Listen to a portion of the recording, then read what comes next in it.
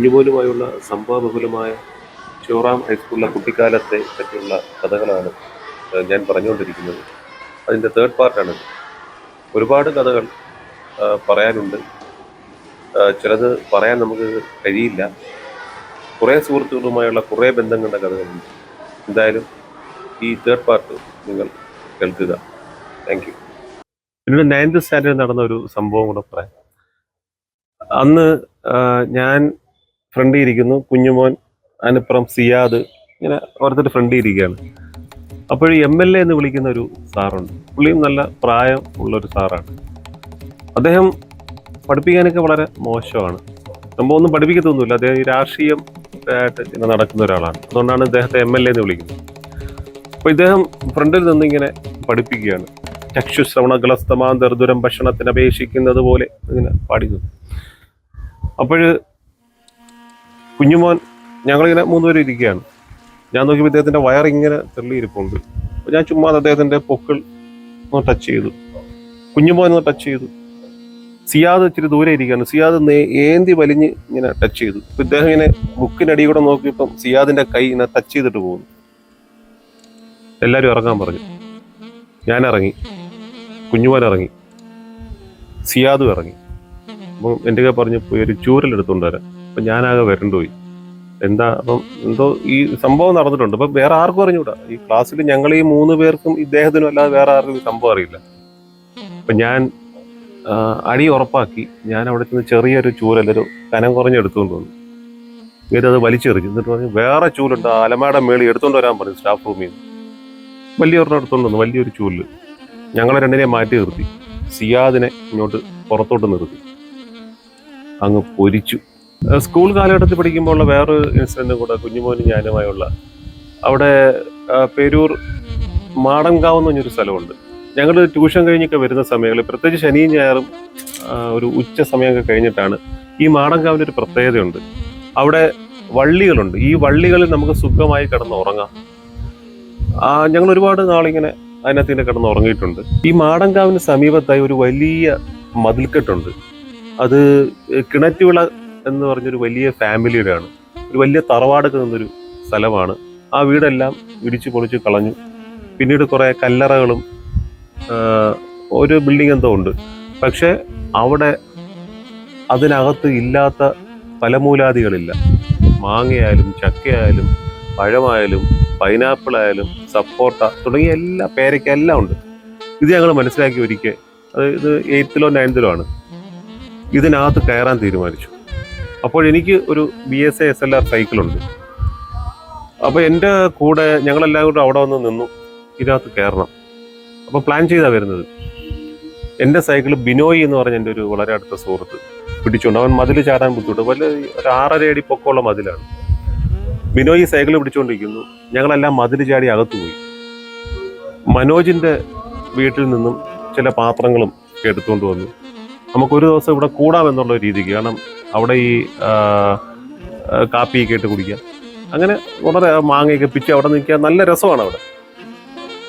അപ്പോഴാണ് അറിഞ്ഞത് ഇതിനെ വസ്തു ഒരാളെ ഏൽപ്പിച്ചിട്ടുണ്ട് നോക്കാൻ. അയാൾ ഇതറിഞ്ഞു. അയാൾ വന്ന് ഈ ഗേറ്റിൻ്റെയൊക്കെ നിൽക്കുകയാണ്. അല്ലെങ്കിൽ മതിലിങ്ങനെ റൊട്ടേറ്റ് ചെയ്യാണ്. ഒരൊറ്റ ഒരുത്തൻ ചാടരുത്, നിന്നെയൊക്കെ ഇത് വെട്ടിയിടും എന്നൊക്കെ പറഞ്ഞു. അതിൽ നിന്നൊക്കെ ഞങ്ങൾ രക്ഷപ്പെട്ടു പോയ കഥ വളരെ സംഭവബഹുലമായ കഥയാണ്.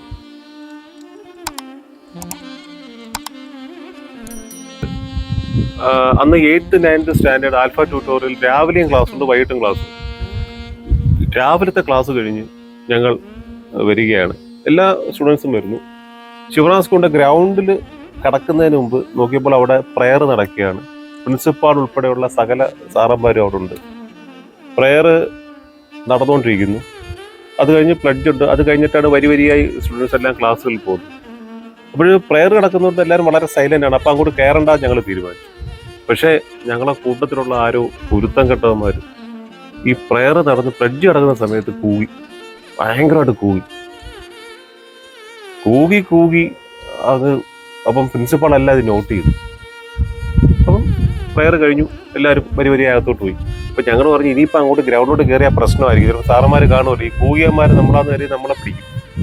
അതുകൊണ്ട് ഞങ്ങൾ ഇച്ചിരി ഡിലേ ഇട്ട് നിന്നു. അപ്പം പലരും പല വഴിക്കൊക്കെ അങ്ങ് പോകുന്നു. ഞങ്ങളൊരു സ്ഥലത്തൂടെ ആ കോർണറിലൂടെ, ഗ്രൗണ്ടിന്റെ കോർണറിലൂടെ അകത്തേക്ക് പ്രവേശിക്കുന്നു. ആദ്യം കുഞ്ഞുമോൻ പ്രവേശിച്ചു. ഞാൻ നോക്കുമ്പോൾ കുഞ്ഞുമോനെ കാണുന്നില്ല.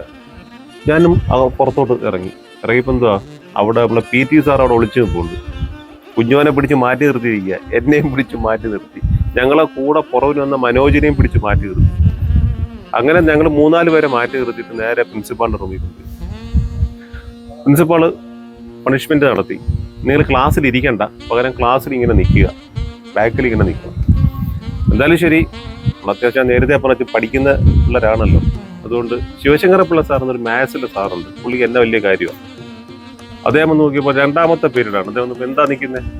സാറേ ആരോ ഗ്രൗണ്ടിൽ കൂകിയായിരുന്നു, അതുകൊണ്ട് ഞങ്ങളെ പിടിച്ച് നിങ്ങൾ വന്നിരുന്നോളൂ, കുഴപ്പമില്ല എന്ന് പറഞ്ഞു. അങ്ങനെ ആ പ്രശ്നം സോൾവ് ആയി. പിന്നീട് രാഷ്ട്രീയപരമായുള്ള ഒരു ഇൻസിഡന്റ് ഉണ്ട്, ഒരു കഥയും കൂടി. SSLCക്ക് പഠിക്കുമ്പോൾ ഞങ്ങൾക്ക് സത്യം പറഞ്ഞാൽ അന്ന് ഇപ്പോഴും അതെ, SSLCക്ക് ഒരുപാട് പഠിക്കാനുണ്ടല്ലോ. അതുകൊണ്ട് നമുക്ക് നേരിട്ട് ഇലക്ഷന് കണ്ടസ്റ്റ് ചെയ്യാൻ പറ്റില്ല. അപ്പോൾ ഞങ്ങളൊരു തീരുമാനം എടുത്തു, നമുക്ക് പിന്നിൽ നിന്ന് കളിക്കാം. അങ്ങനെ ABVPക്ക് ഒരു സ്ഥാനാർത്ഥി ഞങ്ങൾ കണ്ടെത്തി, ഹരികുമാർ. നല്ല ക്യാമ്പയിൻ, ഒരുപാട് ക്യാമ്പയിൻ നടന്നു.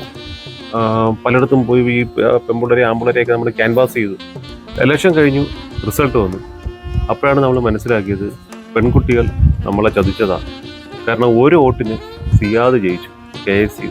പിന്നീട് പ്രീ ഡിഗ്രിക്ക് പഠിക്കുമ്പോഴും ഞങ്ങൾ ഒരു ഫസ്റ്റ് ഇയർ ടൈമിലൊക്കെ വളരെ അടുത്ത ബന്ധം, എപ്പോഴും നല്ല കമ്പനിയായിരുന്നു. പിന്നീട് ആണ് ഞങ്ങൾ കുറച്ച് അകൽച്ച, കാര്യം ഞങ്ങൾ സുഹൃത്ത് ബന്ധങ്ങൾ മാറിപ്പോയി.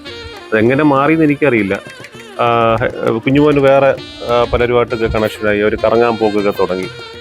അങ്ങനെ അവൻ്റെ പഠിത്തമൊക്കെ വലിയ കുളമായിപ്പോയി. എന്തായാലും ഫസ്റ്റ് ഇയർ ഞങ്ങൾ ഒരുമിച്ച് ആ പേരൂർ അമ്പലത്തിൻ്റെ ഒരു 2 സൈഡും വയലാണ്. അത് ഒരു സൈഡ് കുഞ്ഞുമോൻ്റെ ഒരു ബന്ധുവിൻ്റെ ഒരു വീടുണ്ടായിരുന്നു അവിടെ. അതുപോലെ ബിജുവിൻ്റെ വീടുണ്ട്. ബിജുവിൻ്റെ വീട്ടിൽ ഞങ്ങൾ ചെല്ലും. കമ്പൈൻ സ്റ്റഡി എന്നും പറഞ്ഞാണ് അവിടെ ചെല്ലുന്നത് പ്രീ ഡിഗ്രിക്ക് പഠിക്കുമ്പോൾ. അവിടെ ബിജു മാത്രമേ കാണത്തുള്ളൂ. അവരെ അച്ഛനും അമ്മയും സഹോദരങ്ങളും എല്ലാം ജോലിക്ക് പോകും. അപ്പോഴും ബിജുവിൻ്റെ വീട്ടിൽ ചെന്നിട്ട് ഞങ്ങൾ അവിടെ ചില ആഹാരങ്ങളൊക്കെ പാചകം ചെയ്ത് കഴിക്കുക. അതിൻ്റെ താഴോട്ട് ഇറങ്ങിക്കഴിഞ്ഞാൽ വയലാണ്.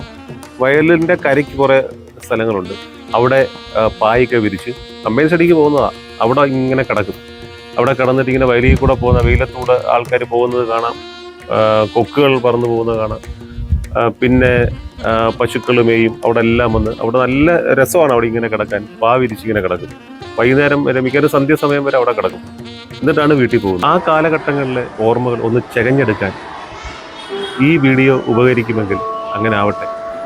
കുഞ്ഞുമോൻ്റെ ഓർമ്മകൾക്ക് മുന്നിൽ ഞാൻ ആത്മപ്രണാമം ചെയ്യുന്നു.